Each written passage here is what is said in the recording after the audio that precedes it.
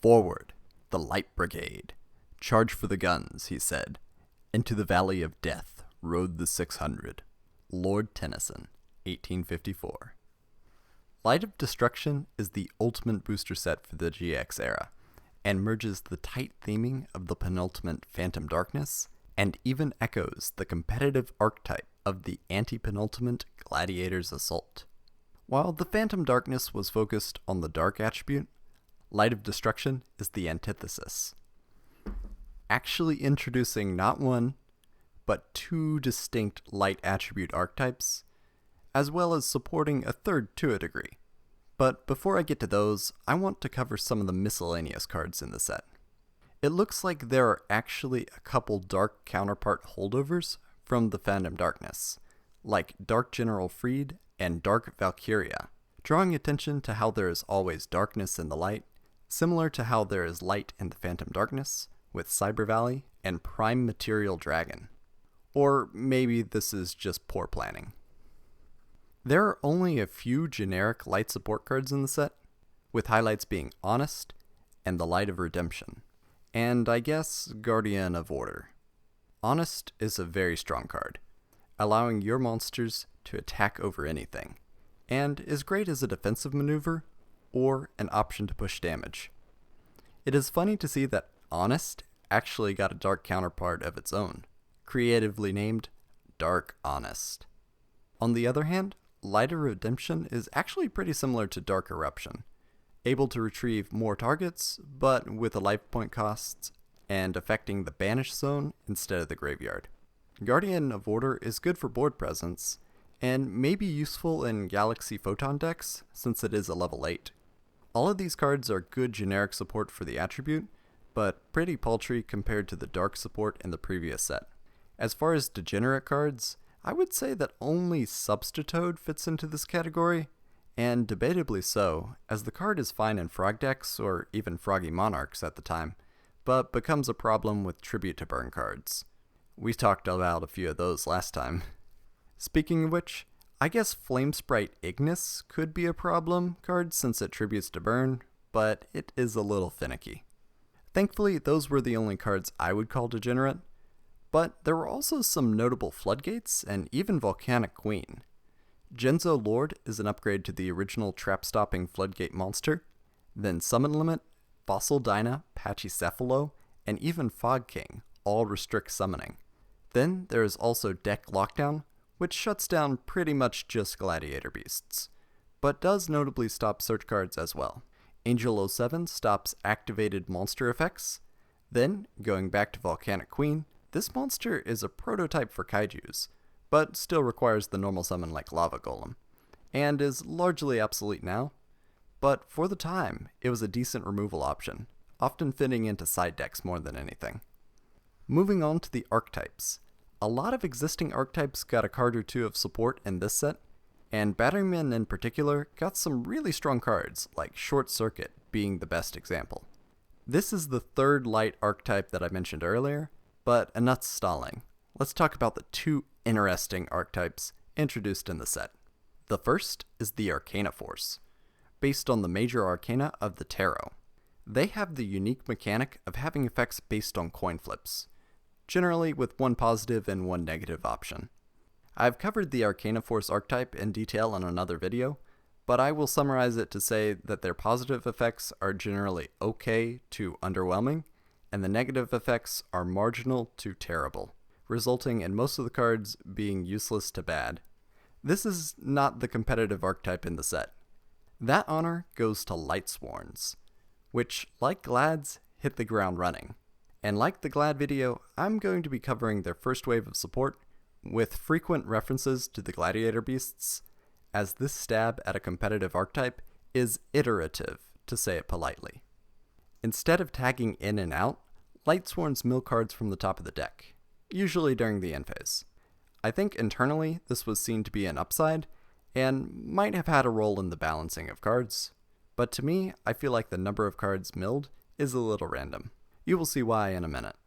From the top, Jane Lightsworn Paladin gains 300 attack when attacking, and mills 2 in the end phase. Lila Lightsworn Sorceress, can destroy a spell or trap by shifting itself into defense position, and mills 3 cards in the end phase. Lumina, Lightsworn Summoner, can discard a card to resurrect a level 4 lower Lightsworn, notably herself included, then mills 3 cards in the end phase. Raikou has a flip effect that does 2 things simultaneously, destroying 1 card on the field and milling 3 cards. Aaron, Lightsworn Monk, shuffles defense position monsters into the deck and mills 3 cards during the end phase. Arcus, Lightsworn Druid, prevents Lightsworns from being targeted and mills 2 cards in the end phase. Celestia, Lightsworn Angel, is a tribute monster which, when tributing a Lightsworn monster, has the option to mill 4 cards, then pop 2 cards on the opponent's side of the field. Graganeth, Lightsworn Dragon, is another tribute monster, which gains stats from other Lightsworns in the graveyard, inflicts piercing battle damage, and mills 3 cards during the end phase. Garoth, Lightsworn Warrior, has an effect which triggers when other Lightsworns mill, and lets you draw a card for each Lightsworn monster milled by that effect. Those are the conventional Lightsworns, but there is also Wolf, Lightsworn Beast, which cannot be normal summon or set, and must be special summoned by a card effect. When milled, it can special summon itself. So, we actually have a very functional main deck core with just those monsters. But there is one more main deck Lightsworn affiliated monster, but one which does not actually have Lightsworn in its name. First we had Lad, then Dad, and now it's time for Jad. Or Judd, maybe. They were so close to making the rhyming three-peat. Regardless, Judgment Dragon, or JD for short, is the third dragon, at least in my heart. This monster cannot be normal summoned or set, but can special summon itself from hand when there are 4 or more Lightsworns with different names in your graveyard. You can pay 1,000 life points to wipe the field except itself, and it mills 4 cards during the end phase. Like Lad and Dad, this is definitely a proper boss monster, and a great payout for playing a variety of Lightsworns. I'm going to go over specifics after I cover the spell and trap support, but from the monster lineup, Lightsworns already have a minor improvement over Glads, in that all the monsters share the light attribute. Types are still all over the place, but being able to tap into generic light support, like Beckoning Light for instance, boosts the power, consistency, and coherence of the archetype. Now, onto the Lightsworn specific spell and trap support. Next is Realm of Light, which is a field spell very similar to Colosseum Cage of the Gladiator Beasts. This card accumulates counters, this time when cards are milled from the deck, as compared to the Cage, which triggers when monsters are special summoned from the deck. Realm of Light has the same stat boost based on the number of counters, and also has an effect to prevent destruction, this time by removing counters instead of the clunky discard destruction replacement effect. Daring today, aren't we? Solar Recharge is draw support vaguely reminiscent of Gladiator's Respite, but much closer to Destiny Draw actually. Discard a Lightsworn to draw 2 cards, then mill 2 cards. Very solid. Onto the traps, Glorious Illusion is an in-archetype called the Haunted that has the upside of milling 2 cards during the end phase. Nothing special. Light Spiral banishes cards from the opponent's deck each time a Lightsworn mills, which is okay, I guess? Then finally, there's Vanquishing Light, which tributes a Lightsworn monster to negate a summon and destroy the monsters. Infernity Barrier, this is not. But the card is not bad. Just underwhelming when we compare it to the Prochronistic Gladiator Beast War Chariot, for example, and I think you see why I keep drawing comparisons to the last successful archetype, because I really feel like there is a lot of crossover in the design direction between the Glads and the Lightsworns.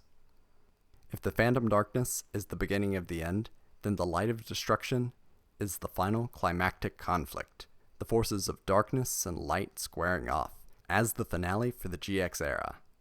I think the light side is definitely at a bit of a disadvantage, but Lightsworns, Batterymen, and even Arcana Force are all early steps exploring the design space of archetypes, which for better or worse would come to shape the identity of the game moving forward. To complete the picture, the eponymous Charge of the Light Brigade card was actually released in the following set, the Duelist Genesis, parallel to the release of Gladiator's Proving Ground and the Phantom Darkness actually. It rhymes! Like poetry! Following Doomsday and Armageddon, it might be hard to top the excitement in the next set. But with the beginning of the 5Ds era comes the first major shift in gameplay, in the form of the first set of master rules. But that is a story for next time.